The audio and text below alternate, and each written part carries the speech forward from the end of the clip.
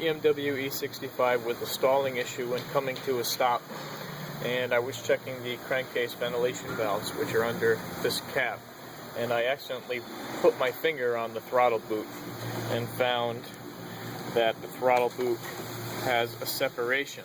So whenever the engine torques and twists, this would open up and take an unmetered air gulp.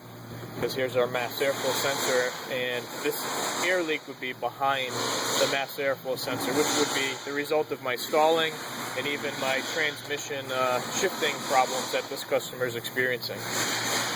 And not overly common. I haven't really seen this too often, but I'm sure there's quite a few out there with a torn intake boot. So this would be one of the first things to check for an unmetered air leak with any kind of stalling issue or unmetered air faults.